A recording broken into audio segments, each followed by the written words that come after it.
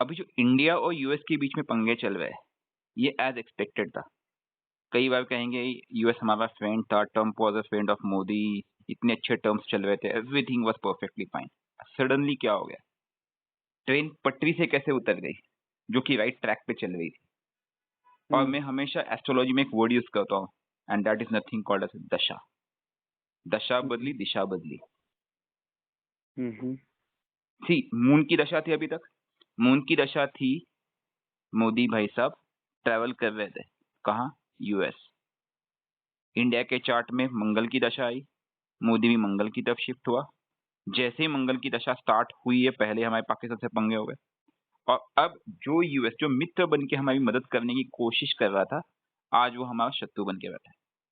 इसमें हम डिस्कस करेंगे ट्रम्प के चार्ट को भी, इंडिया के चार्ट को भी, and you will clearly, it is clearly visible कि आने वाले समय में क्या क्या संभावनाएं दिख रही, क्या क्या पॉसिबिलिटी बनती है, और how should India act on this. अच्छा, क्या लगता है कि इसके पीछे क्या यूएस है, कि यूएस के पीछे भी कोई है जो ये गेम खेल रहा है? What do you think? You have guess? नहीं, एस्ट्रोलॉजिकली अभी जो आपने कहा कि पहले जो हमारा दोस्त था वही हमारा दुश्मन बन गया, तो एस्ट्रोलॉजिकली ऐसा क्या हो जाता है? क्योंकि अगर ये नेशनल लेवल पे ट्रू है, इंटरनेशनल लेवल पे ट्रू है, तो ये लोकल लेवल पे मेरी लाइफ में, आपकी लाइफ में भी ट्रू हो सकता है कि कल को मेरा मित्र ही मेरा दुश्मन बन जाए। बिल्कुल होता है। दो भाई दुश्मन हो जाते हैं, बिल्कुल होता है। दोस्त तो दुश्मन हो जाता है, दुश्मन मदद करने के लिए रेडी हो जाता है, ऐसे भी होता है। तो क्यों, आप लोग की लाइफ वो में नहीं हुआ ऐसा? बिल्कुल हुआ होगा, कई बार आपने फेस किया होगा। गुड फ्रेंड जिससे आपके टर्म्स बहुत अच्छे चल रहे थे कई सालों तक, अचानक वो आपको डिच कर जाता है। नोटिस किया आपने ऐसा कभी अपने लाइफ में? हाँ किया है। चलिए, इसको लेकिन ना इंडिया के पर्सपेक्टिव पे देखते हैं, क्योंकि हमारा टॉपिक इंडिया ही है। एक बात बताइए, एज अ कंट्री, इंडिया का जो लगन है वो विश्व लगन बनता है। इंडिया 15 अगस्त 1947 रात को 12 बजे आजाद हुआ था, इंडिया पाकिस्तान दोनों। हम्म, और खास बात है, इंडिया का नाम क्या है? इंडिया, आई, इंडिया। जैसे मैं इंडिया बोलता हूँ ना, वो भी विश्व लगन को ही डिनोट करता है। और खास बात है, इंडिया की कुंडली के लगन में ही राहु बैठा है। फर्स्ट हाउस राहु, और उसके ठीक सामने जो पब्लिक है, पब्लिक के घर में कौन बैठा? केतु बैठा है। That is nothing but in the 8th house, 7th house, जो कि 8 नंबर राशि है। हम्म, अब इंडिया की दशा मंगल की चल रही है। मार्स, मार्स कौन है पता है? कमांडर है। हम मंगल को हनुमान जी से तुलना करते हैं। मंगल एक हम्म, कमांडर, एक सेनापति है। हम्म, जब तक चंद्र चल रहा था, चंद्र मन का कारक है, ट्रैवल का कारक है। मोदी जी बहुत ट्रैवल पे ट्रैवल किए जा रहे थे, और इंडिया को सफलता पे सफलता मिली। उसको भी एस्ट्रोलॉजर ने गाइड किया होगा, and it was excellent remedy. तुम जितने देशों का भ्रमण करोगे, उतना देश की उन्नति होगी। बिल्कुल वही किया मोदी ने। पिछले 7-8 साल, 10 साल उसने यही किया, और इंडिया को सक्सेस पे सक्सेस मिला। लेकिन अब ट्रैवल मोदी को सपोर्ट नहीं करेगा। अब मोदी ट्रैवल करेगा, उसे लाभ नहीं मिलने वाला है। क्यों? क्योंकि अब मार्स एक्टिवेट हो चुका है। ये एक साइकिल होता है जिसे हम दशा पद्धति में, 120 साल का पूरा साइकिल है, और इसमें दशाएं बदलती रहती है with time, with time, with time. अभी मार्स की दशा आरंभ हो चुकी है लगभग, और हम्म, आरंभ होते होते ही इंडिया पाकिस्तान का वॉर हो गया। मैंने 2 साल पहले भी एक बात कही थी कि India Pakistan will have a good fight, और इंडिया का टाइम टफ शुरू हो जाएगा 2025 से। लास्ट ईयर भी ऑन रिकॉर्ड है, और ये स्टार्ट हो चुका है। ठीक है। अब क्या हुआ कि क्योंकि मंगल सेकंड हाउस में बैठा है, that is a 12th Lord. अब 12th लॉर्ड क्या है पता है? 12th लॉर्ड को हम 3-4 रूप से ले सकते हैं। 12th Lord is nothing but investment. या तो इंडिया फॉरेन लैंड में इन्वेस्ट करे, हेवी इन्वेस्टमेंट, या 12th हाउस इज लॉसेस, या इंडिया का लॉसेस हो। अब 12th हाउस हॉस्पिटल्स है, 12th हाउस को जेल्स भी है। अब जेल और हॉस्पिटल एक कंट्री के पर्सपेक्टिव में हम इसको कैसे लेंगे कि आप कहीं बंध जाते हो किसी भी कारण से। ठीक है, हम्म, बंधने का मतलब है आप अटक गए, कि ट्रैप है। ठीक है। हम्म, हाँ। एंड 12th हाउस स्पिरिचुअलिटी का एक्सट्रीम एंड भी है, जहां पे आप डिविनिटी से कनेक्ट होते हो। बोलना सब कुछ, सब मोह माया सब छोड़ छाड़ के भागो। जिसे हम बोलते हैं कि कई बार एक व्यक्ति जो है संसार छोड़ करके चला जाता है, एज अ कंट्री पूरी तरह से कोलैप्स हो जाए, भाड़ में की दुनियादारी कुछ नहीं संसार में सब। ठीक है। लेकिन वो एकदम एक्सट्रीम एंड हुआ। अब 12th का लॉर्ड, वो 7th का लॉर्ड भी, जो कि पब्लिक से रिलेटेड है, वो कहाँ बैठा है? सेकंड हाउस है। सेकंड हाउस नथिंग बट हमारा फैमिली एंड फाइनेंस, पैसा, बैंक बैलेंस। तो अब सबकी नजर हमारे बैंक बैलेंस पे।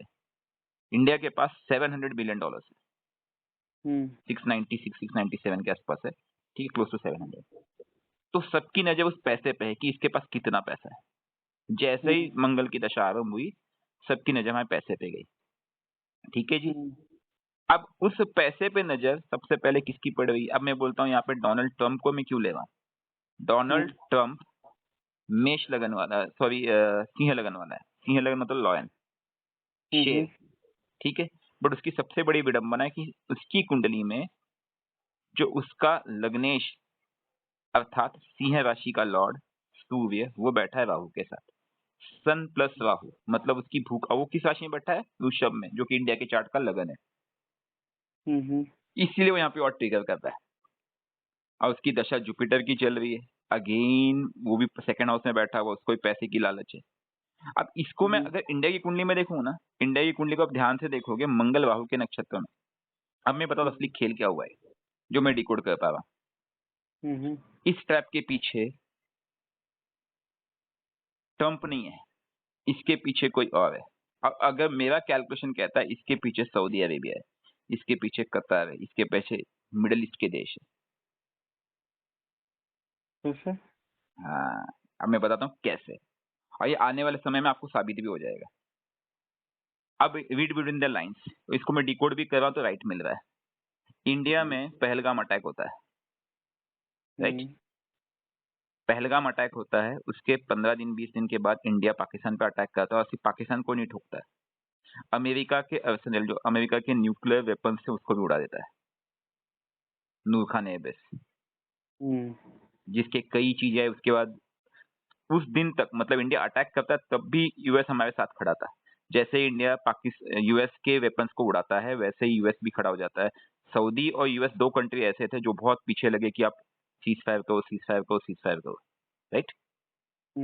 अब इसके थोड़ा सा बैकएंड में जाके देखो कि पहलगाम अटैक का जब पूरा सर्वे किया गया कि पहलगाम अटैक कैसे मॉडल किया गया, तो हमें ये पता चलता है कि कश्मीर के एरियाज के फुटप्रिंट्स या आपके कह सकते हो satellite images US based company ने बाय किया, और वो एक किसी पाकिस्तानी नेशनल को दिया, पाकिस्तानी कंपनी को दिया। इतने बड़े इवेंट्स होते हैं, आप सैटेलाइट इमेज लेते हो, यूएस में यूएस की जो इंटेलिजेंस एजेंसी बहुत ही स्ट्रांग है, ऐसे ही कोई कंपनी किसी दूसरे देश का सैटेलाइट इमेज किसी थर्ड देश को बेच रही है, क्या इनको पता नहीं चलता कि हम क्या कर रहे हैं? सब मिली भगती। तो अब ये इवेंट कब हुआ था पहलगाम का? जब उनका उपराष्ट्रपति हमारे देश में था, जिस दिन। नंबर 1, कहीं ना कहीं कुछ तो कंफ्यूजन होता है कि कहीं ना कहीं यूएस भी शामिल है इसमें। और ऐसा है, अगर हमें ये चीज हिट होती है तो हमारी देश की इंटेलिजेंस एजेंसी बड़ी स्ट्रांग है, उन्होंने इस चीज का पता भी लगा लिया होगा। इंडिया पागल नहीं है कि यूएस के साइट्स को जो कि पाकिस्तान में है उड़ा रहा है, क्योंकि इंडिया ने उनको जवाब दे रहा था, boss you have cross the line, we will hit you, right. Pahalgam में यूएस का भी हाथ था।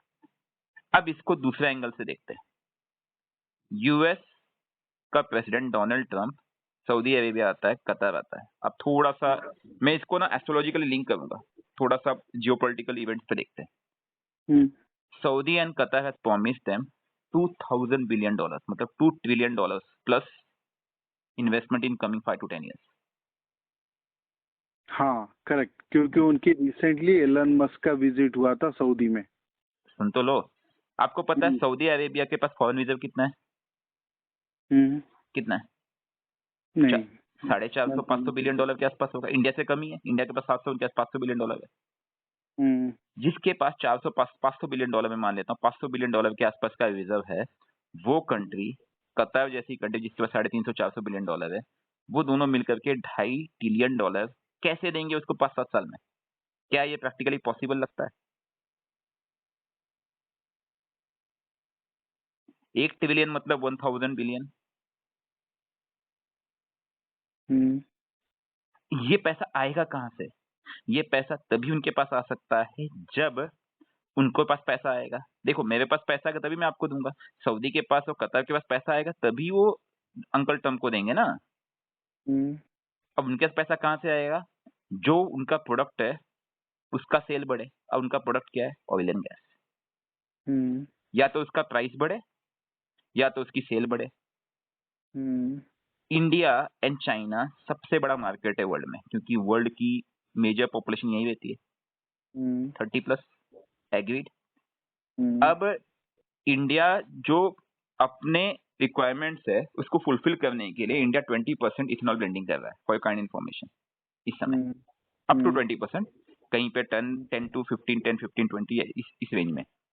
तो इंडिया ने अपना जो फ्यूल कॉस्ट है, फ्यूल बजट है 10 to 20% वैसे ही कम कर दिया, 10% ही मान लेते हैं।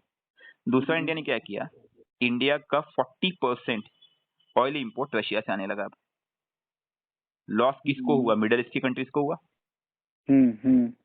भाई इनका ही माल हम वहां से ले रहे हैं, और क्योंकि इंडिया रशिया से प्रोडक्ट ले रहा है, इसलिए जिस ऑयल के दाम पिछले 3-4 साल में $120-125 पर बैरल जा सकते थे, उसको हमने 60 to 70 के बीच में उसको स्टैग्नेंट रखा है। करेक्ट, क्योंकि सप्लाई एंड डिमांड, अगर सप्लाई से डिमांड बढ़ गई तो रेट बढ़ेगा। बट इन्होंने डिमांड को बैलेंस कर दिया, क्योंकि जो सप्लाई रशिया का सप्लाई वो इंडिया ले रहा है, ठीक है, ईरान और रशिया का सप्लाई चाइना ले रहा है। तो इनकी सीक्रेट डील हुई है कि आपको ऑयल और गैस के प्राइसेस बढ़ाने होंगे। ऑयल और गैस के प्राइसेस बढ़ाने के लिए उन्होंने 2 काम किया। सबसे पहले ईरान को हिट किया, फिर उनको समझ में आया ईरान को हिट करने से काम नहीं चलेगा। Again there is another perspective which we need to play, and that is हमें पाकिस्तान को भी कंट्रोल करना पड़ेगा, क्योंकि पाकिस्तान के रूट से काफी ईरान का ऑयल स्मगल भी होता है, ठीक है। तीसरा इनको समझ में आया कि major chunk of oil and gas जो आ रहा है वो रशिया से निकल के आ रहा है, उसको रोकना पड़ेगा। तब ये पूरा खेल हुआ। ये सब बोर्ड डील बहुत दिनों से चल रही थी ट्रम्प के आने के बाद से। तो इन्होंने कहा कि व्हाई नॉट हम एक वॉर लाइक सिचुएशन क्रिएट करते हैं इंडिया पाकिस्तान में, राइट। अगर 2 न्यूक्लियर आर्म देश अगर भिड़ गए किसी तरह से, ओके, सिचुएशन बन जाती है, तो वो एस्केलेशन जाने देंगे हम एक लेवल तक। हाँ, जब ये लॉसेस होंगे इनके बीच में तो उसका इम्पैक्ट पड़ेगा कि ऑयल एंड गैस के दाम बढ़ेंगे। लेकिन इंडिया ने एक 72 आवर्स में उस एस्केलेशन को पूरा कंट्रोल कर लिया, पाकिस्तान की बैंड बजा दी और यूएस के साइड्स भी उड़ाए। इसके बाद ये लोग हिल गए कि उनका ये प्लान फेल हो गया। नेक्स्ट लैडर, क्योंकि नाउ देखो थाउजेंड्स ऑफ बिलियन डॉलर, ठीक है, ये यूएस को मिलना है इन दोनों कंट्री, 2-3 कंट्री से, ये उनकी डील है एक्चुअल। उसके लिए ऑयल एंड गैस के प्राइसेस बढ़ाने हैं, वो इजीली बढ़ नहीं सकते। एक तरफ ये ईरान को कंट्रोल करने की कोशिश कर सकते हैं, बट ईरान से इंडिया नहीं ले रहा है, ना चाइना ले रहा है। चाइना तो फिर भी रशिया से बहुत कुछ ले रहा है अभी भी, ईरान से ले रहा है, लेकिन इंडिया भी बहुत ले रहा है। तो इनके पास एक ही टारगेट है, क्या कर रहे हैं? टैरिफ की खेल स्टार्ट किया। अब ये मैं कैसे डिकोड कर पा रहा हूँ, इसके पीछे रीजन समझने की कोशिश करो। मंगल राहु के नक्षत्र में, सेकेंड हाउस में, ठीक है। अब जब मैं ऑयल एंड गैस की बात करता हूँ तो ऑयल एंड गैस कहीं ना कहीं राहु, मंगल और सैटर्न का कॉम्बिनेशन है। मैं ऑयल एंड गैस में काम कर रहा हूँ, इसके पीछे रीजन है कि मेरे मंगल, राहु, सैटर्न तीनों ट्राइन में बैठे। दिस इज द रियलिटी, ये मेरा प्रोफेशन, ओके।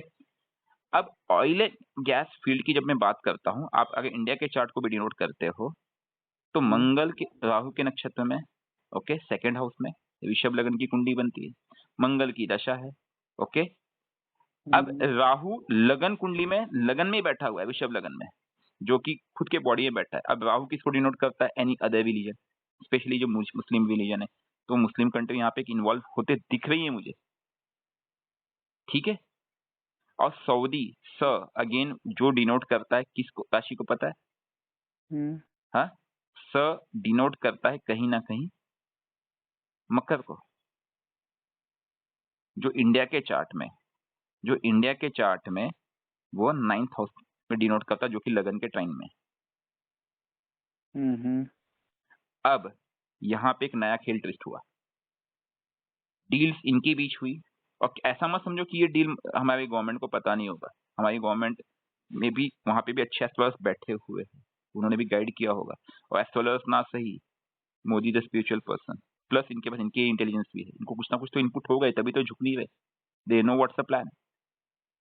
हमारे लिए आगे खाई पीछे कुआं है, हमारे लिए टाइम भी टफ है, ऐसा मत समझो। ये मैंने पहले से वार्न किया 25 के बाद, 25-26 के बाद we have a tough time ahead और वो दिखना चालू हो चुका है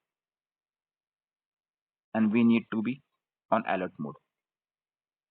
अब अच्छा, यहाँ अभी अभी तक का जो एक्सप्लेनेशन, ये जियोपॉलिटिकली एक कनेक्शन आपने व्यू प्रेजेंट किया, हाँ एंड सेकंड व्यू आपने कहा कि एक देश और उस देश का लीडर, इन दोनों के ग्रह नक्षत्रों को मिलाकर जो कॉम्बिनेशंस क्रिएट होते हैं, तो हमें एक वार्निंग्स भी इंडिकेट हो गई थी बिल्कुल। कि ऐसा कुछ हो सकता है।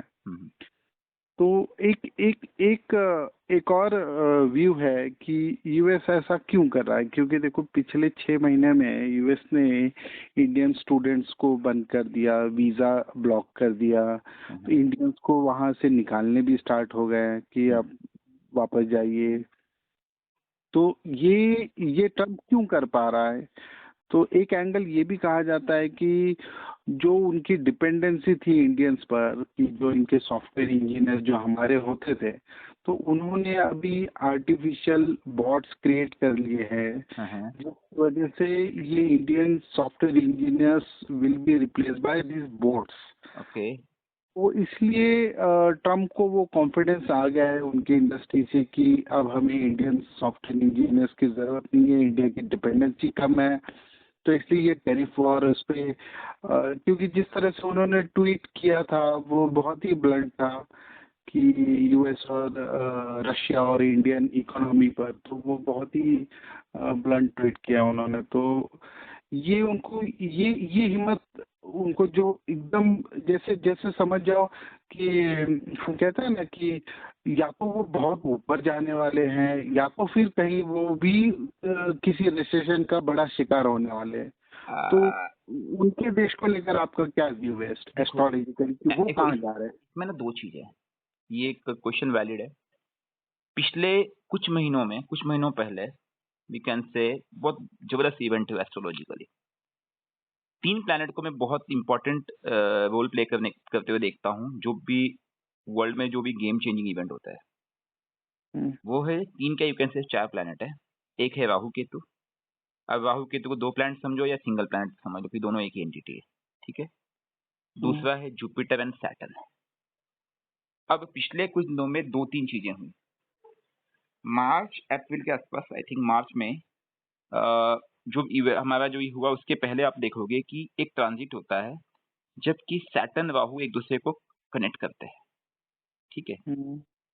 सैटर्न राहु एक दूसरे को कनेक्ट करते हैं और राहु इस समय ट्रैवल कर रहा है मीन राशि में, नहीं सॉरी, राहु इस समय ट्रैवल कर रहा है आपका कुंभ राशि में, और सैटर्न इस समय ट्रैवल कर रहा, हालांकि वक्री है, वो मीन में, ठीक है। मतलब 11 नंबर 12 नंबर राशि। दूसरा है जो आपका जुपिटर है, वो वृषभ राशि से निकल करके मिथुन में गोचर करता है, मतलब वहां पे ट्रांजिट करता है। अब जो 3 नंबर की राशि है, that is we can say law of justice, you can say business trade, उससे कहीं ना कहीं संबंध है। और सबसे इंपॉर्टेंट, जुपिटर अतिचारी हो गए। मैंने बीच में कहा भी था कि जब महाभारत युद्ध हुआ था, ऑन रिकॉर्ड है, लाइव मैंने कुछ सेशंस लिए थे आज के 5-6 महीने पहले, तब भी मैंने कहा था कि जुपिटर अतिचारी होने जा रहा है। महाभारत का जब युद्ध हुआ था तब भी जुपिटर अतिचारी हुआ था।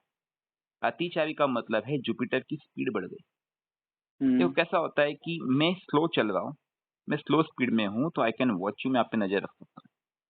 लेकिन अगर मैं तेज चल रहा हूँ तो मुझे अपनी स्पीड की वजह से मुझे आगे फोकस करना होगा, मैं आप पे नजर नहीं रख पाऊंगा, पैरेलल दाएं बाएं नहीं देखूंगा, क्योंकि I am at high speed. तो जुपिटर की अतिचारी का मतलब है कि वो हाई स्पीड में है। और जुपिटर एक ऐसा प्लैनेट है जो आपकी कुंडली में कितना भी बुरा हो तब भी आपको गाइडेंस देता है, विजडम देता है, विजडम। तो जब महाभारत युद्ध हुआ था तब भी जुपिटर अतिचारी था, इसलिए किसी का विवेक काम नहीं किया, विजडम काम नहीं किया। कौरवों में भी बहुत अच्छे लोग थे, महारथी कर्ण थे, भीष्म पितामह थे, कृपाचार्य थे, द्रोणाचार्य थे, अच्छे लोग थे ना। वो भी नहीं चाहते युद्ध हो, लेकिन उनका विजडम, विवेक काम नहीं किया उस समय। यही कंडीशन कुछ महीनों पहले बनी, और ये लंबे समय के लिए होती है। अतिचारी परिस्थिति लगभग कुछ वर्षों के लिए चलेगी, जिसे 7 to 8 years कहेंगे हम। ये कंडीशन correct. हाँ, ये कंडीशन एक- बनी जुपिटर की। एक मिनट, अब मैं एआई पे आता हूँ। जब मैं एआई की बात करता हूँ, आर्टिफिशियल इंटेलिजेंस में जुपिटर अतिचाई बता, वो एक कारण है कि वहां पे विजडम काम नहीं कर रहा है। अब एआई के पीछे जो विजन प्लैनेट, जो मेन रीजनेबल प्लैनेट्स होते हैं, वो होता है एक तो आपका राहु। राहु अनंत ब्रह्मांड है, मतलब इन्फिनिटी जिसे हम कहते हैं साइंटिफिक लैंग्वेज में। Rahu is infinity, number one. Number two, Saturn एक वायु तत्व प्लैनेट है, ठीक है। तो इन्फिनिटी विथ एयर एलिमेंट, ठीक है। एंड जुपिटर स्पीड में पकड़ लिया है, अतिचाई का मतलब high speed, which is nothing but आकाश तत्व, ईथर। अब आप तीन एलिमेंट को मिला के देखिए, एयर एलिमेंट, ठीक है जी, दो एलिमेंट, एक एयर एलिमेंट, दूसरा है आपका आकाश तत्व ईथर, और तीसरा है इंफिनिटी। किस चीज को आप कनेक्ट कर रहे हो? डॉट। आप समझ गए मैं क्या बोलना चाह रहा हूं? You are connecting a three elemental movement जो कनेक्ट कर रहे हैं कि yes, something out of the box is gonna happen, जो कि बहुत तेजी से, क्योंकि देखिए एयर की स्पीड, एयर एक तो स्पीड है आपके पास, ठीक है, सडन होगा, इनविजिबल होगा, एयर भी इनविजिबल है आपको पता है, ठीक है, अनंत होगा, इंफिनिटी अनंत है। एआई ने किया, एआई आ गया, ग्लोबल लेवल पे सामने लाइव एग्जांपल है। ये हमने पहले प्रेडिक्ट किया था कि वर्ल्ड पूरा चेंज होगा, वर्ल्ड ऑर्डर सब कुछ चेंज होने वाला, वो चेंज दिख रहा है। अब इस चेंज में अगर हम आगे बढ़ते हैं इस एआई में, तो ये एआई एक पैरेलल चीजें आ रही है। और आपने जैसे कहा कि ट्रम्प को लगता है या यूएस को लगता है कि इंडियन इंजीनियर्स की उतनी जरूरत नहीं है, क्योंकि हम एआई बेस्ड चीजें करके हम चीजों को कंट्रोल कर लेंगे। But that is not only applicable for US, क्योंकि ये वर्ल्ड लेवल पे हुआ है, वो हमारे लिए भी एप्लीकेबल है, चाइना के लिए भी एप्लीकेबल है। But being a population based country, हमें और चाइना को इसका नुकसान होगा, डेफिनेटली नुकसान होगा। चाइना को फिर भी कम होगा, क्योंकि चाइना की जो इकोनॉमी है that is more for manufacturing based. हम बच इसलिए सकते हैं क्योंकि हमारा जो कंज्यूमर बेस है हमारे देश के अंदर ही लोकल है, ठीक है। बस वही दो पॉजिटिव एंड है। अच्छा, आपने जो अभी कहा कि coming 7 to 8 years will be little difficult for India, तो ये कुछ इकोनॉमिस्ट रिपोर्ट्स भी हैं जिसमें भी यही एग्जैक्टली कहा जा रहा है कि फॉर 8 to 10 years जो इकोनॉमिक सिचुएशन है वो थोड़ी नेगेटिव जा सकती है इंडिया के लिए। तो इस पूरे पीरियड में इंडिया को क्या करना चाहिए? मैं ऐसा नहीं कहूंगा कि ये 7 to 8 years इंडिया के लिए डिफिकल्ट नेगेटिव ही होगा इकोनॉमिकली। अब इसमें ना दो एंगल है, वी नीड टू अंडरस्टैंड।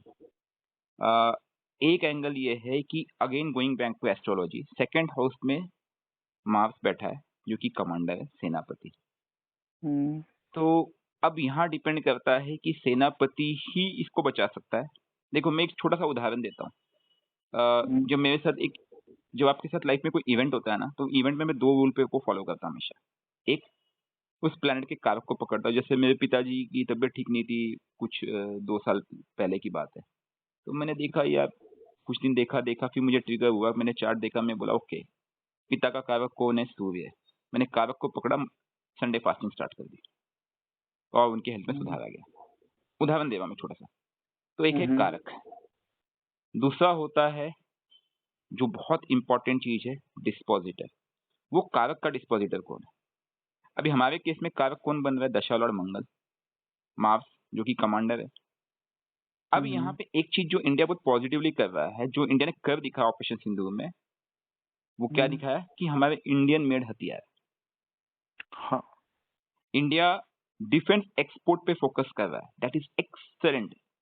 और ये शायद इन्होंने पिछले कुछ सालों में बहुत मेहनत की, जिसका आउटकम मिलना चालू हुआ है। और अभी भी जैसे अभी कल की न्यूज थी कि इंडिया के पास कुछ $3 बिलियन का ऑर्डर मिला है इनको, only for BrahMos, only BrahMos. कल की न्यूज है। तो डिफेंस सेक्टर में, क्योंकि मंगल डिफेंस है, देखो आपको ना 3 प्लैनेट को यहाँ पे जस्टिफाई करना होगा अगर इस प्रॉब्लम से बचना है तो। Again I am telling you, Rishabh लगन की कुंडली है, सुन तो लो। ये 1 साल इंडिया के लिए पहली बार टफ है, इसका पीछे कारण है लेट जुपिटर पास 3 नंबर की राशि, क्योंकि वहीं पे मंगल बैठा है। इंडिया, अगर मैं तो ये भी कहूंगा कि इंडिया को इस समय जवाब देने की भी जरूरत नहीं ट्रम्प को, चुप बैठे। कई बार क्या होता है, जैसे इंडिया का स्वभाव क्या है, भेड़ है। देखो, अगर मैं इंडिया की कुंडली देखूंगा तो इंडिया की कुंडली में 2 नंबर की राशि बनती है। 2 नंबर की राशि का जो सिंबल है वो भेड़ है। भेड़ का स्वभाव कैसा होता है, उसकी सींग है, उसके पास ताकत भी है, लेकिन वो भोला है। उसके सामने आओगे तो आपको धक्का देगा, नहीं तो अपने रास्ते चल रहा है, अपना चल रहा है। यही है ना भेड़ का स्वभाव। हाँ, तो ये इंडिया का स्वभाव एक्चुअल में है। तो इंडिया को इस समय ना थोड़ा सा ना खुद को बचाने की कोशिश करनी चाहिए, बोला डिफेंसिव काइंड ऑफ थिंग। लेकिन प्रॉब्लम ये है कि मंगल जो है और राहु के नक्षत्र में, और वो 12th लॉर्ड है, तो हम पे अटैक्स भी होंगे। तो इंडिया को थोड़े कैलकुलेटिव मूव करने होंगे। जैसे अगर हमें सपोज अटैक होता है पाकिस्तान से, तो जैसे बीच जब ऑपरेशन सिंदूर चला था तब भी मैंने कहा था ये बात, इंडिया के पास अपॉर्चुनिटी है, 20 दिन में इंडिया ठोक ले, पाकिस्तान के टुकड़े हो जाएंगे। रुक गई तो अगले 3 महीने इंडिया के लिए टफ होंगे। सामने आ गया, वैसा ही हुआ ना, है कि नहीं? वो महीना निकलने के बाद से हमारे लिए टफ टाइम शुरू हो गया ना। अब प्रॉब्लम क्या हुई कि वो जुपिटर को मूव करना पड़ेगा, क्योंकि जुपिटर अतिचारी है, वो मंगल के ऊपर से गोचर कर रहा है, उसको निकल जाने दो, और वो शायद मार्च अप्रैल के आसपास वो निकल के अगली राशि में पहुंच जाएगा। लेकिन अगली राशि में पहुंचने के बाद भी रिस्पेक्ट नहीं, क्योंकि इंडिया की कुंडली में 3rd हाउस जो कि एफर्ट्स का हाउस है, वहां पे 5 प्लैनेट बैठे हुए, इंक्लूडिंग सैटर्न एंड मून, ठीक है, और पाकिस्तान के साथ भी है। तो इनफैक्ट मैं देखता हूँ कि मार्च अप्रैल 2026 के बाद इंडिया पाकिस्तान में और कोई जबरदस्त युद्ध हो सकता है, ये बताता हूँ मैं आपको। अच्छा, बड़े आपने लेवल पे। रेफर किया महाभारत वाला, हाँ, तो क्या आप वर्ल्ड वार की तरफ इंडिकेट कर रहे हैं? पॉसिबल, रूल आउट नहीं कर सकते हम। अब वर्ल्ड वॉर की जब मैं बात करता हूँ ना, तो इसमें ना हमें देखिए, जब विश्व युद्ध हुआ था, जब महाभारत युद्ध हुआ था, तो उसमें अकेला अर्जुन नहीं लड़ा था, अकेला द्रोणाचार्य नहीं लड़े थे, एक सेना लड़ी थी जिसमें हर दोनों तरफ से बड़े बड़े योद्धा थे। जब मैं महाभारत का परिप्रेक्ष्य देखूंगा तो उसमें रशिया भी है, चाइना भी है, इंडिया भी है, राइट, यूएस भी है, मिडल ईस्ट के कुछ कंट्रीज है, यूरोप के कंट्रीज भी है। तो उसमें हम कैसे करते हैं कि हम ना की लीडर्स को पकड़ते हैं, जैसे यूएस को पकड़ लिया, रशिया को पकड़ लिया, ठीक है। अब मैं मेदिनी ज्योतिष की बात कर रहा हूँ। मेदिनी ज्योतिष कैसे डिफाइन होती है? एक तो मैंने समझ लिया कि भाई जैसे हिरोशिमा नागासाकी के जब इवेंट्स हुए थे, तो उसमें कुछ इवेंट्स हुए थे कि भाई वो खाए ना, जैसे अभी इंडिया ने जब इनके न्यूक्लियर साइट्स उड़ाए पाकिस्तान में, मैंने उसके 2 दिन पहले ही लाइव बोला हूं मैं, आप 7 तारीख का मैं पॉडकास्ट देखिए, मुझे न्यूक्लियर दिख रहा है। मैंने बोला है स्पेशली कि मुझे न्यूक्लियर दिख रहा है, इंडिया आज अटैक करेगा, और इसमें मुझे न्यूक्लियर भी दिख रहा है। क्यों दिखा था? क्योंकि मंगल, केतु, सूर्य, हाई एनर्जी लेवल, वो ऊर्जा कहीं से तो निकलेगी। अगर युद्ध है तो युद्ध भूमि में निकलेगी, अगर धरती माँ निकालेगी तो ज्वालामुखी के रूप में निकालेगी। समझे कि नहीं? अब क्या हो रहा है कि मंगल का एक टफ टाइम था, वो निकल गया है। पिछला 2-3 महीना मंगल का निकल चुका है। मंगल अभी अगली राशि में प्रवेश कर चुका है, ठीक है। मंगल अभी अगली राशि में प्रवेश कर चुका है, 6 नंबर की राशि में गोचर कर रहा है, ठीक है। लेकिन मंगल की दृष्टि वक्री शनि पे पड़ रही है, वो भी एक नेगेटिव पॉइंट है। अब मैं थोड़ा ट्रांजिट पे आता हूँ, ठीक है। शनि राहु एक दूसरे के अपोजिट मूव कर रहे हैं, ओके। बट आने वाले टाइम में थोड़ा सा टफ टाइम फिर से आएगा, क्योंकि कुछ ट्रांजिट्स ऐसे होंगे जो ट्रिगर करते होंगे, क्योंकि एक इवेंट जनरेट कर चुके, एआई को तो इन्होंने जन्म दे दिया, ये जो ट्रांजिट बने, ओके। अब जो इवेंट्स होंगे वो एआई बेस होंगे, अब एडवांसमेंट होंगे, क्योंकि एआई के पास स्पीड है। देखो, पहले हमें समझने की कोशिश करो। एक है, एक कछुआ अपनी चाल चल रहा है, खरगोश अपनी चाल चल रहा है, घोड़ा अपनी चाल चल रहा है, शेर अपनी चाल चल रहा है, चीता अपनी चाल चल रहा है। अब इवेंट की चाल एआई ने पकड़ ली है, तो वो एआई वर्ल्ड वाइड सब जगह इन्वॉल्व होगा, इंडल्ज होगा, including defence sector, including everything. आपको क्या लगता है कि हम पे अटैक नहीं हो रहा है? ये जो टैरिफ है, ये भी तो एक प्रकार से अटैक ही है ना। It's a kind of attack, it's economic war. 5th generation warfare का रूल ही कहता है कि दुश्मन को डैमेज करो। अब वो डैमेज हर तरह से हो सकता है। चाणक्य नीति भी यही कहती है। अगर आप तक्षशिला के ग्रंथों को पढ़ोगे तो वहां पे इस चीज का उल्लेख मिलता है कि आप पहले किसी कंट्री पे अटैक करने के पहले उसको इकोनॉमिकली वीकन करो। You are getting my point? उसे पहले कमजोर करो, उसको चारों तरफ से घेरो, उसके बाद उस पे एक केंद्र से अटैक करो। पहले उसको वीकन करो चारों तरफ से, तो ये स्ट्रेटेजी सभी जगह चली, जैसे उधर से बांग्लादेश को खड़ा किया जा रहा है, उधर भी यूएस इन्वॉल्व है, इधर से खड़ा किया जा रहा है पाकिस्तान को। ओके, तो स्टेप्स चलेंगे और टफ टाइम्स अभी आने वाले हैं। अब इंडिया को क्या करना चाहिए मैं आपको बता रहा हूँ। एज अ कंट्री मैन हमारे लिए सबसे बेस्ट रेमेडी बता दूं क्या है? हर व्यक्ति कुछ ना करे, रोज सुबह उठे, शिवलिंग पे जल छोड़े और हनुमान चालीसा का पाठ कम से कम एक बार करे। मजाक नहीं कर रहा हूं मैं। जितने ज्यादा लोग करोगे, अगर रोज 10 करोड़ लोग ये काम करते हैं, तो 10 करोड़ हनुमान चालीसा की ऊर्जा इस देश से जनरेट होगी। तो हनुमान जी कमांडर है। और शिवलिंग पे जल छोड़ने का तात्पर्य है उस राहु की जो दृष्टि पड़ रही है उसको कंट्रोल करो। और ये सब हो कहाँ रहा है? 3 नंबर की राशि में, जिसका कारक कौन है पता? डिस्पोजिटर। मैंने क्या कहा था? कारक को पकड़ूंगा और डिस्पोजिटर को पकड़ूंगा। जिसके कारक कौन है पता? गणेश जी महाराज या गौ। गाय की सेवा करो, गणेश जी की आराधना करो, यकीन मानो कितने भी बड़े लेवल की प्रॉब्लम हो सॉल्व हो जाएगी। और जो मार्स अभी नेगेटिवली बिहेव कर रहा है, नेगेटिवली का मतलब समझिए, 12th लॉर्ड से हमें लॉस दे रहा है, 12th लॉर्ड होने के कारण वो उसका इन्वेस्टर हो जाएगा।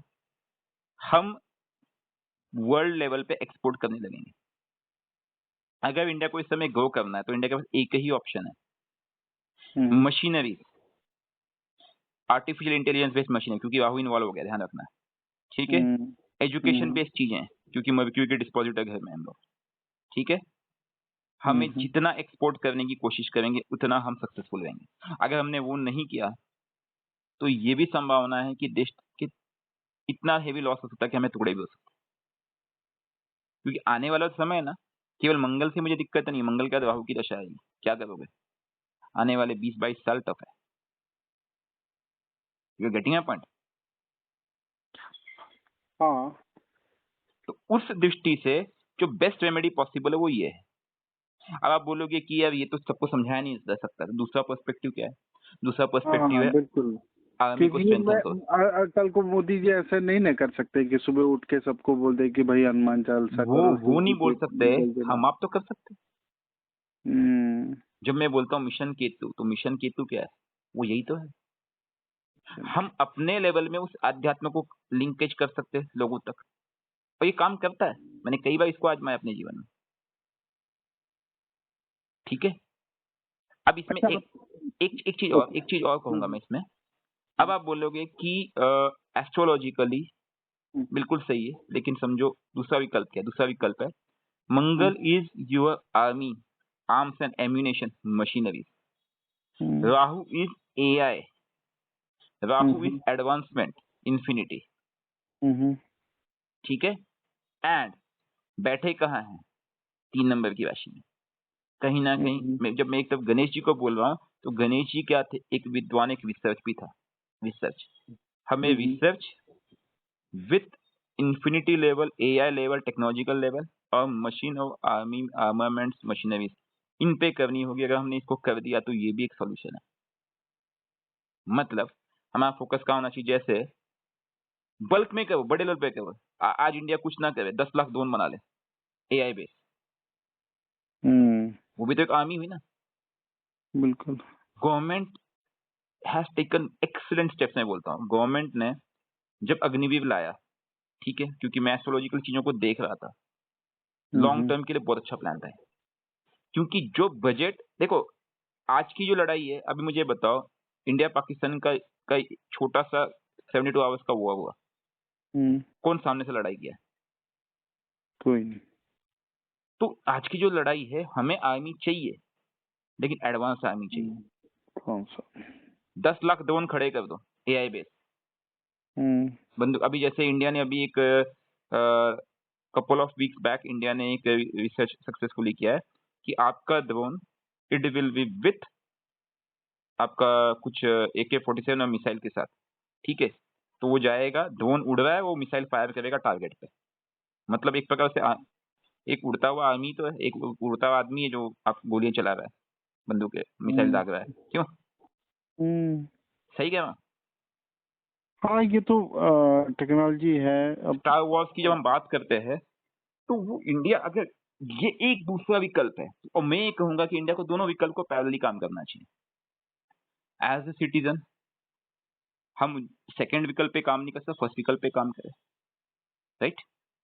हम्म, क्योंकि आने वाले समय में आपकी ताकत ही आपको जिताएगी, केवल ताकत से काम नहीं चलेगा, it should be with advancement, क्योंकि एआई वहां पे राहु नहीं होगा ना, तो राहु खा जाएगा। सिर्फ क्वांटिटी काम नहीं आएगी, क्वांटिटी में रिसर्च और एडवांसमेंट भी होगी। ये तीनों चीज इंडिया ने कर दिखाया ना, तो ये हम्म, दशा इंडिया जबरदस्त निकाल लेगा। लेकिन इसमें एक छोटी सी ग्लिच और आ रही है। Hmm, Rahu is other religion, Muslim and Christianity, other religion ना, अदर कंट्रीज। हम्म, और हमारे लगन कुंडली में लगन में राहु बैठा हुआ है, जो कि 2 नंबर की हम्म, राशि बनती है ऋषभ, वीनस हम्म, जिसका लॉर्ड है। हम्म, तो बोलते हैं ना, जिससे हम बोलते हैं आस्तीन के साथ, इन चीजों की घटनाएं बहुत बढ़ेगी और आने वाले समय कुछ दंगे भी देख लो, संभावनाएं पूरी है। हम्म। तो आप कहना चाहते हो कि इस वक्त देश को स्पिरिचुअल प्लस टेक्निकल दोनों प्लस दिशा में। प्लस प्लस एक तानाशाह की भी जरूरत है, कमांडर चाहिए। हम्म, जब तक कमांडर, देखो एक चीज समझने की कोशिश करो, हम्म। जो भी कमांडर होता है वो तानाशाही होता है। यू एक्सेप्ट इट और you don't accept it. Agree करते हो? हाँ, क्योंकि देखो, जब जब सिचुएशन वॉर टाइप होती है तो हम टफ मल्टीपल डिसीजन, लीडर को टफ नहीं डिसीजन। फॉलो कर सकते। हमें एक लीडर चाहिए होता है, एक लीडर एक ऑर्डर चाहिए होता है, यस। तभी आर्मी या डायरेक्शन मिल पाता है। तो बहुत सारे लीडर्स। अभी सबसे बड़ी प्रॉब्लम तो यहाँ पे मुझे वीनस ही दिख रहा है, क्योंकि प्रॉब्लम है कि वीनस राहु के नक्षत्र में है, और वो राहु वाले लोग हमेशा एक ही चीज चिल्लाते हैं, डेमोक्रेसी डेमोक्रेसी डेमोक्रेसी डेमोक्रेसी, ये वो धर्मनिरपेक्षता, 10 चीजें बोलते हैं। यही सबसे बड़ी बाधा है। और इस बाधा को पार करने के लिए मंगल ही वहां पे एक ये है, क्योंकि मंगल किसी की नहीं सुनता। क्या हनुमान जी के सामने किसी की चली थी, मुझे बता। हाँ, वो तो लंका में पूरा आग लगा के आ गए थे, क्योंकि वही तो कमांडर थे ना, हम्म। है कि नहीं? तो यहाँ पे हमें एक लीडर की जरूरत है, और लीडर भी ऐसा हो कि जो कि डिसीजंस, मतलब बस मैं बोलूंगा पत्थर की लकीर, तेरी ऐसी की तैसी, और बिल्कुल डर ना हो, ना युद्ध से डरे ना किसी से डरे। देशभक्त लीडर की जरूरत है, क्योंकि मोदी जी का जो स्वभाव है ना, अब तक हम्म, क्योंकि उनकी चंद्र की दशा थी, हम्म, तो वो उस हिसाब से बिहेव कर रहे थे। उम्मीद करता हूँ, क्योंकि अब उनकी मंगल की दशा स्टार्ट हो चुकी है, और मैं भी उम्मीद कर रहा हूँ कि मोदी जी अब वॉर प्रोन होंगे। वो चाहे ना चाहे उन्हें युद्ध लड़ना ही होगा, अभी और युद्ध होंगे।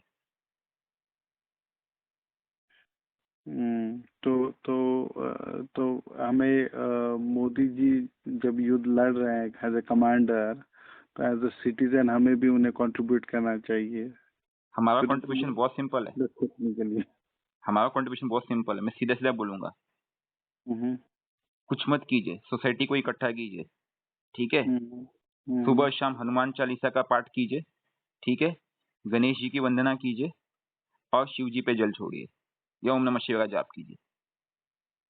10 to 15 minutes a day, 5 minute 5 minute 5 minute, Hanuman Chalisa 5 minute 5 minute है, 5 मिनट है, खत्म कहानी। 15 मिनट सुबह, 15 मिनट शाम।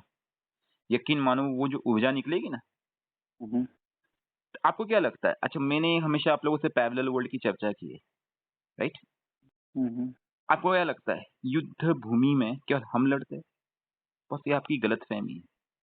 युद्ध भूमि में हर व्यक्ति के साथ, ठीक है, हम क्या पता है, हम लोग A+B है। What is A is soul, and what is B is body, correct? Hmm, और उसके साथ हम एक एडिशनल स्टार मार्क लेके आते हैं, A+B+B star. And what is that B star? B star is nothing but machineries वगैरह, मशीन गन, ये वो, ये जो भी हमारे आधुनिक चीजें हम जिसको हम यूज करते हैं, ठीक है जी?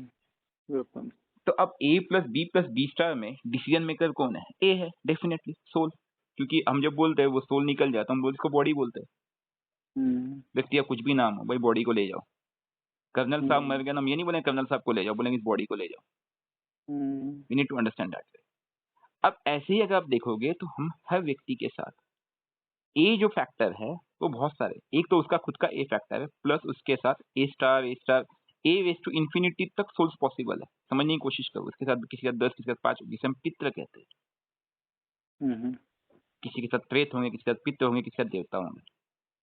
अब हम्म, वो जो है दैट इज इनविजिबल एनर्जी, जो हम बोलते हैं 4 डेसिबल्स के नीचे, और उस एनर्जी को काम करने के लिए उसको एक ऊर्जा चाहिए। देखो हम बोलते हैं ना work done, hmm, what is work done? Work done कहीं ना कहीं एक हमें फोर्स चाहिए होगा तभी तो वर्क होगा। फोर्स के लिए एक इनपुट चाहिए, करेक्ट? हम्म, अब वो मासलेस, उसके पास मास ही नहीं है। उसको जब तक एक इनपुट मिलेगा नहीं, उसको जब तक कहीं से एनर्जी मिलेगी नहीं, वो हमें भी एनर्जी दे नहीं पाएगा, और चाहते हुए नहीं दे पाएगा। जब हम बोलते हैं देवी देवता, हाँ, हम्म, प्रभु ने बहुत बढ़िया काम किया। मुगलों का इतना आक्रमण हुआ, ब्रिटिशर्स का आक्रमण हुआ, लेकिन हमारे देश पे धर्म परिवर्तन नहीं हो पाया। इसके पीछे 2 कारण बने। ईश्वर ने समय समय पे अपने बंदे भेजे। हर 100 साल में, हर 100 से 150 साल में कोई ना कोई बंदा आया है। महाराष्ट्र संतों की भूमि रही है। संत तुकाराम, ज्ञानदेव, ज्ञानेश्वर जैसे लोग आए। उत्तर भारत में तुलसीदास जैसे लोग आए, कबीर जैसे लोग आए। सही कह रहा हूँ? हाँ? हम्म, आप कुछ सालों पहले भी जाओगे तो साईं बाबा का चरित्र आपको सामने पड़ा है। ठीक है, स्वामी विवेकानंद जैसे लोग आए, राइट? तो ये लोग क्यों भेजे गए? आपको पता नहीं होगा, आपने अगर आप हिस्ट्री पढ़ोगे, जब मुगलों ने उत्तर भारत में आक्रमण किया था, आपको पता है पहले के जमाने में जो क्षत्रिय होते थे, ब्राह्मण होते, जनेऊ पहनते थे। हम्म, जब तक एक मन जनेऊ इकट्ठा नहीं होता था, तब तक वो लोग भोजन नहीं करते थे। इतने लोग को मार के आना है डेली, पता है आपको?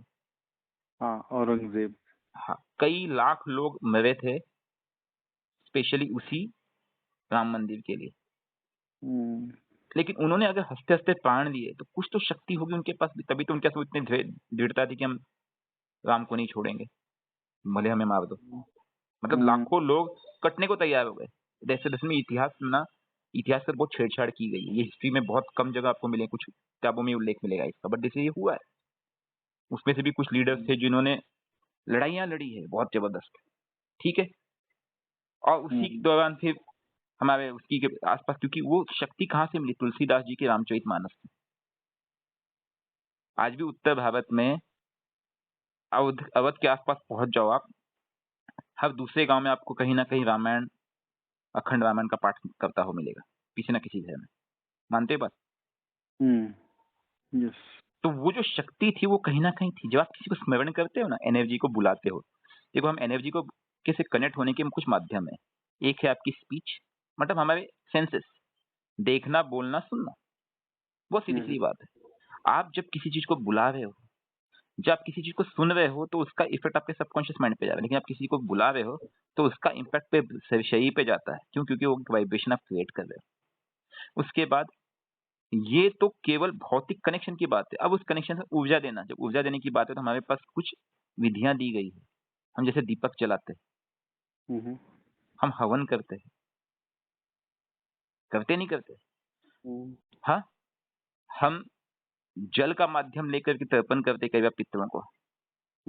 हम भोग चढ़ाते हैं, और जब हम भोग चढ़ाते हैं उसमें हम ध्यान रखते हैं कि वो चीज बड़ी स्वच्छ हो, सुंदर हो, सुगंधित हो। हम इत्र का प्रयोग भी करते हैं। तो हमें अपने इष्ट के लिए जब एक ऊर्जा देना चालू करेंगे, पहले तो हम मंत्र जाप से उसको ऊर्जा देंगे, कनेक्ट करेंगे, ठीक है। क्योंकि एनर्जी हम कहाँ से, जब हम बोलते हैं मंत्र जाप कर रहा हूं, मंत्र, हाँ, तो मन प्लस म प्लस त्र, ऊपर बिंदी, ठीक है, मन प्लस त्र। तो जो त्र है ना, वो हमें सराउंडिंग से, जो सराउंडिंग में है, जो ईथर से मैं एनर्जी को खींच रहा हूँ और अपने इष्ट को दे रहा हूँ। तो वो हमारे साथ मिलकर हमारा काम करेंगे। और युद्ध भूमि में, ऐसी संभावना में, ऐसे समय में जब काल चक्र विपरीत परिस्थिति में जाने का प्रयास कर रहा है, आपने ब्रह्मा को इसमें सेंटी भी सुना होगा कि संसार तो खड़ा है विनाश की तरफ, हाँ, कुछ लोग उसे बचाने का प्रयास कर रहे हैं। आप समझ गए? अब बस वही ऊर्जा का इम्बैलेंस की बात है, समझे कि नहीं? और ये रियलिटी है, विनाश खड़ा है, चिंगारी लग चुकी है। देखो कितने मिसाइल, कितने वेपन्स है लोगों के पास, आपको पता है। हिरोशिमा नागासाकी में जो वेपन्स फुटे थे, 1000 टाइम्स पावरफुल वेपन्स आज के सभी है, सभी कंट्रीज के पास, correct? Anything can happen, right? So to tackle these things मैं इतना ही कहूंगा कि हम सबको ना अपने इष्ट पे फोकस करना चाहिए। जो सनातन ने हमें दिया था, वो तो क्या अंग्रेजों ने और मुगलों ने क्या किया, हमें आपस में बांट दिया। उनका बांटने के पीछे मकसद यही था कि हम इनको बांटेंगे तभी हम इन पे राज कर पाएंगे। आपको पता है तक्षशिला में जितनी किताबें थी, जितनी पुस्तकें थी, हाँ, सब जला दी गई थी, मुगलों ने जलाई थी। और ये कहते हैं कि 1 महीने तक अग्नि जल रही थी, इतनी किताबें जली थी वहां पे। बहुत सारी बचाए इन लोगों ने बाद में। इतने चीजें, इतना इतना रिसर्च किया था हमारे ऋषि मुनियों ने। दे वर द एंशिएंट साइंटिस्ट।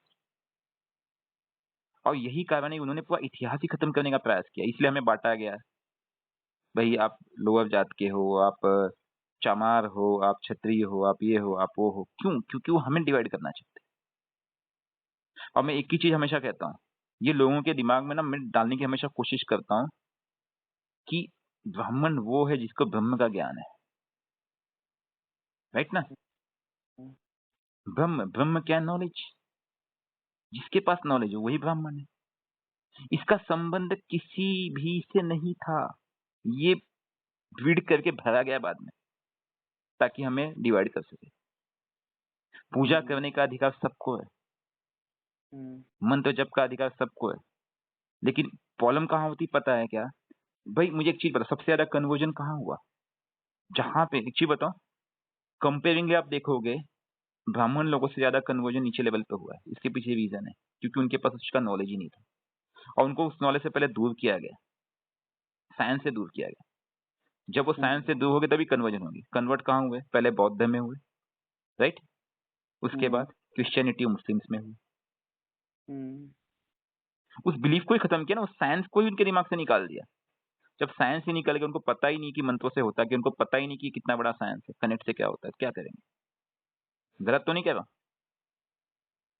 नहीं, गलत नहीं है, सही है। अज्ञान जब आप अंधेरे में होते हैं तो आप उजाला किसी भी रूप में आ जाए आप उसको पकड़ लोगे, भले वो नेगेटिव ही हाँ, क्यों ना आ जाए, तो भी और हम हमें पता उसको नहीं क्योंकि वो काल था। जैसे जैसे मैं बताऊँ, जैसे अगर मैं देश की कुंडली कहूँ, वैसी हमारे पास भी एज ए कंट्री, हमारी कंट्री को एक चीज बता रहा हूँ। आज हम लोग एक इंडिया नाम की, भारत नाम के देश में रह रहे। आज के 100-150 साल पहले जाओ तो क्या भारत राज्य देश था? नहीं था। आप अलग अलग राज्य में बटे हुए थे। कोई बोलता था मैं अवध में रहता हूँ, हाँ, है कि नहीं? करेक्ट। तो हमें ये चीज समझनी होगी कि उस समय अलग अलग बुंदेलखंड, अवध, अलग अलग राज्य थे। उसके और 200-500 हजार साल पहले चले जाओ तो सबका रूपक अलग अलग था। तो मैं ये कहूंगा कि समय के साथ परिवर्तन होता है और ये होता रहेगा। आने वाले समय में ये भी संभावना है कि ये देश का एक्सपांशन हो जाए, ये भी संभावना है कि देश के और थोड़े हो जाए। अगेन ये प्रोबेबिलिटी किस पे डिपेंड करती है? हम लोगों के कर्म पे डिपेंड करेगी। एज ए कंट्रीमैन हम देश को बना रहे हैं। अगर कोई कंट्री का मैं भविष्य बताना चाहूँ, जैसे अब मैं यूएस की बताता हूँ, मैं यूएस का भविष्य आज बताता हूँ आपको। यूएस का पतन निश्चित है। इसके पीछे कारण है क्योंकि उन्होंने ग्लोबल ऑर्डर में डॉलर को यूज करके दुनिया को ठगा है।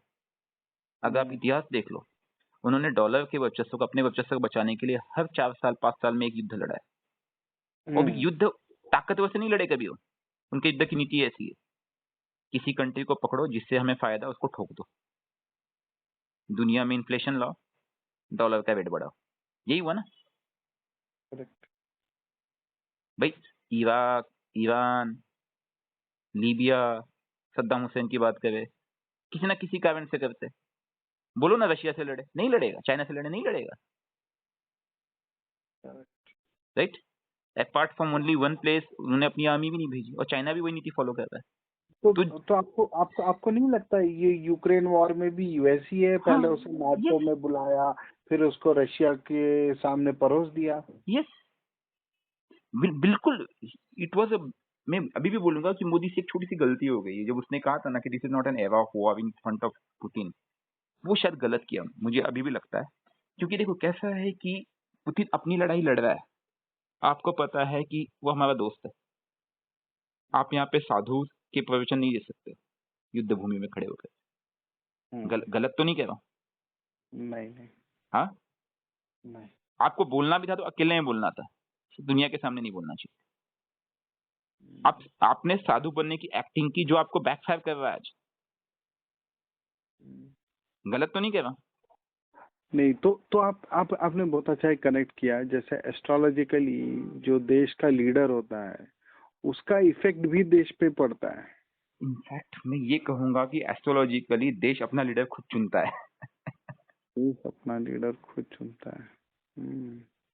तो हम जब देश को स्टडी कर रहे हैं एस्ट्रोलॉजिकली, तो हम देश के साथ देश के लीडर को भी स्टडी करेंगे। बिल्कुल करेंगे। अगर मैं किसी देश को स्टडी करूंगा तो उस लीडर की कुंडली और देश की कुंडली को पैरेलल ही रखता हूँ, तभी मैं उसको लिंक करके आगे बढ़ पाऊंगा। What next? उसके बिना काम नहीं चलेगा। अगर किसी देश में मल्टीपल लीडर्स है, जैसे कई देश में ऐसा होता है कि उधर आपस में ही बहुत विघटन आ रहा है, जैसे जब कोई देश टूटने के कगार पे होता है तो मल्टीपल लीडर्स आ जाते हैं, ये भी तो होता है। उस केस में अगर दशा में या ट्रांजिट में 6, 8, 12 आ जाए तो विघटन कंफर्म हो जाता है, स्पेशली 6, 12। आप समझ रहे मैं क्या बोलना चाह रहा हूँ? अभी अगर हम अपने देश की कुंडली की बात करें, हाँ, जुपिटर हमारा 8th लॉर्ड है। जुपिटर दशा लॉर्ड के ऊपर से ट्रांजिट करने जा रहा है। कॉन्स्पिरेसी, बहुत कॉन्स्पिरेसीज हो गई, चल रही है। हम किसी पे भरोसा नहीं कर सकते। मैं एक बार बोला, आप रशिया पे भरोसा नहीं कर सकते इस समय। आने वाला जो समय ना, स्पेशली मार्च अप्रैल तक, फिंगर्स क्रॉस्ड। हालांकि उसके बाद भी टफ टाइम है, लेकिन अभी कैसा है, जो कॉन्स्पिरेसीज होगी ना बहुत चीप लेवल पे होगी। हमें नहीं पता हमारा कौन दोस्त है यहाँ पे। समझ गए? यस। तो आपको ना कई बार इवेंट्स में ना, कई बार ना लड़ने पे इंसान शेर बहादुर होता है, शेर होता है। कई बार ना छुप के बैठने में बहादुरी होती है। बिल्कुल। तो ये इनका उदाहरण जैसे हम लोग वैष्णो माता को भी देते हैं। मुश्किल वक्त था तो उन्होंने भी वक्त बिताया। हाँ? पहले शक्तियों को एकत्रित किया, हाँ?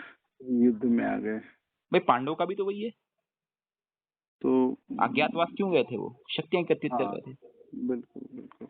तो ये मतलब इतिहास हमें सिखा रहा है कि ऐसा वक्त आता है और शायद आने वाला वक्त भी भारत के लिए वैसा ही हो, जिसमें हमें एज अ सिटीजन देश को मजबूत करने के लिए शक्तियां एकत्रित करनी है, चाहे स्पिरिचुअल हो, चाहे हमारे इष्टों की हो, और चाहे हमारा खुद का टेक्निकल ज्ञान हो। तो हमें हर डायरेक्शन से शक्तियों को एकत्रित करके देश को और देश के लीडर को मजबूत करना चाहिए। मैं इसमें एक ही चीज कहूंगा कि इसमें सबसे अच्छी चीज जो हमें करनी चाहिए वो 2 लेवल पे है।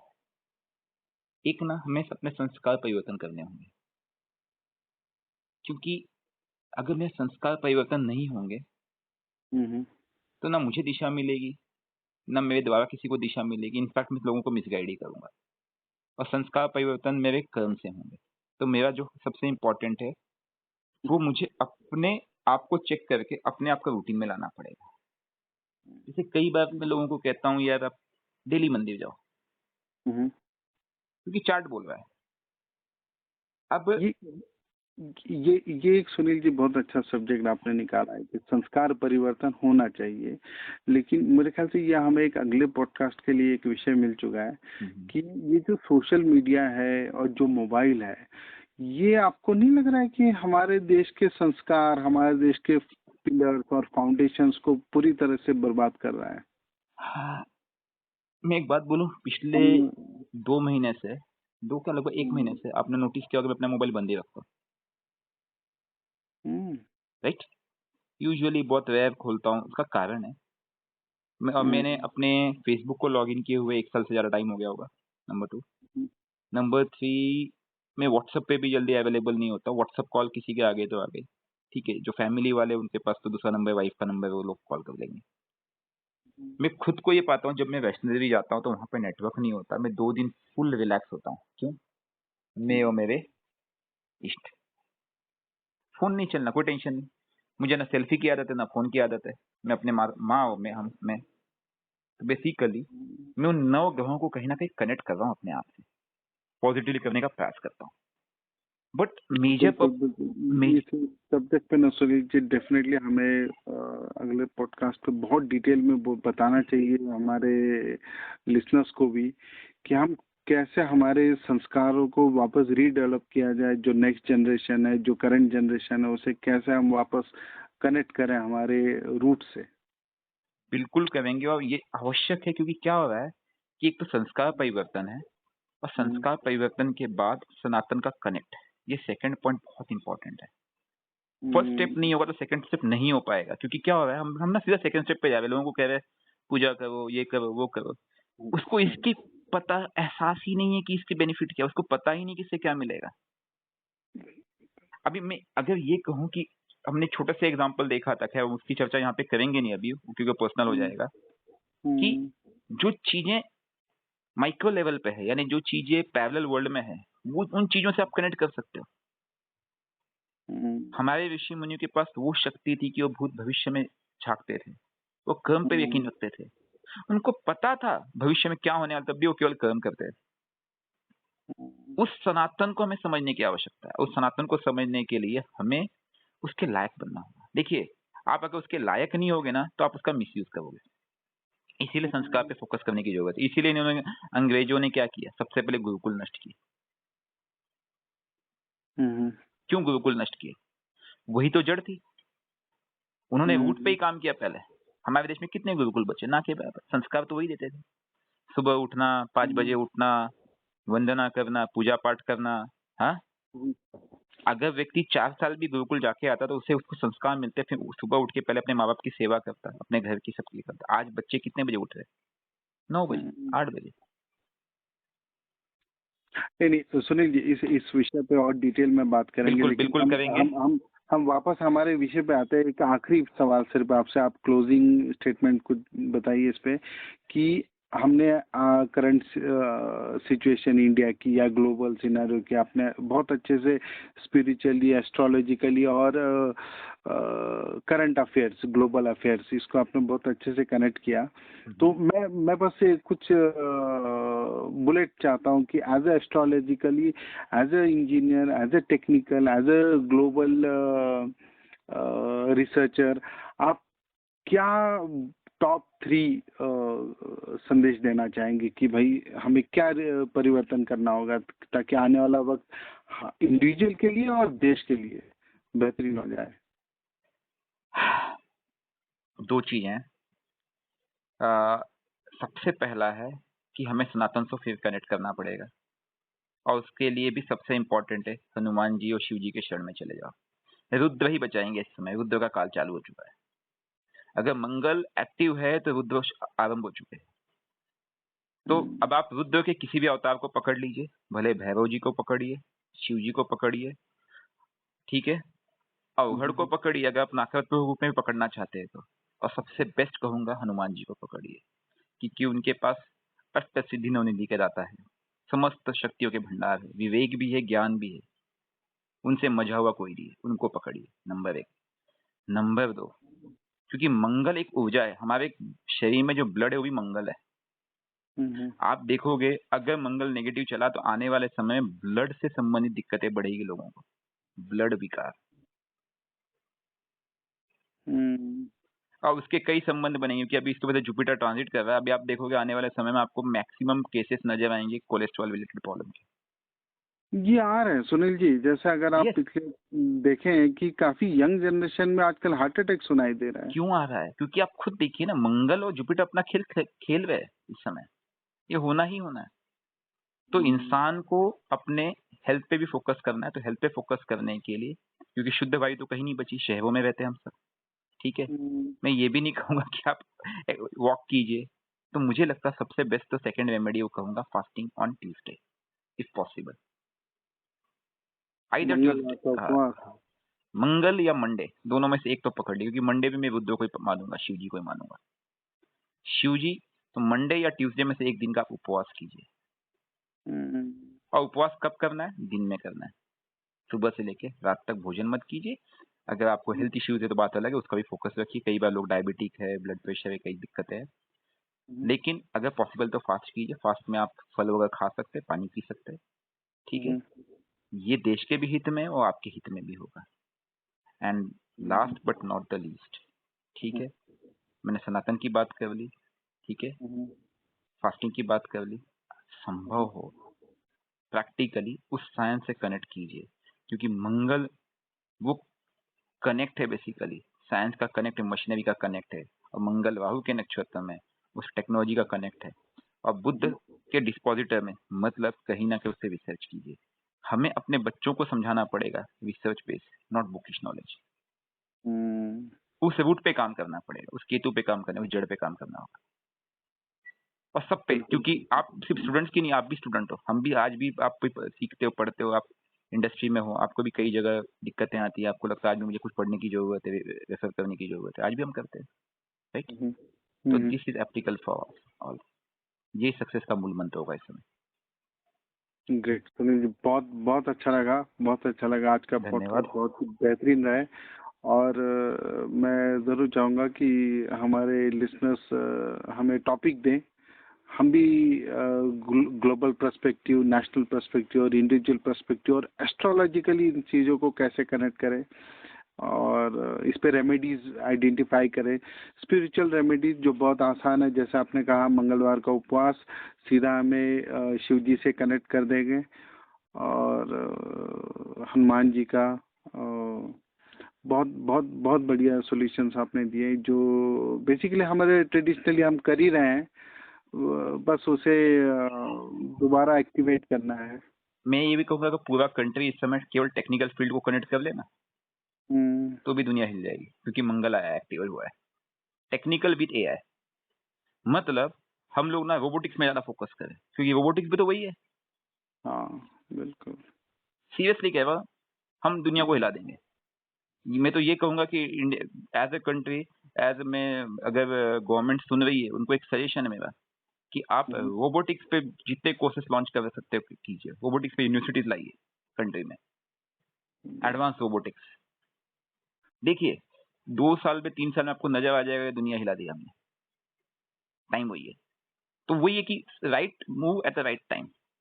और ऋषि मुनि जो तपस्वी थे, ज्योतिष है, उसका मकसद ही आपको दिशा देना, क्योंकि एक दवा जो होती है वो विष का काम भी करती है, अगर उसको सही अनुपात में सही जगह ना यूज किया जाए तो,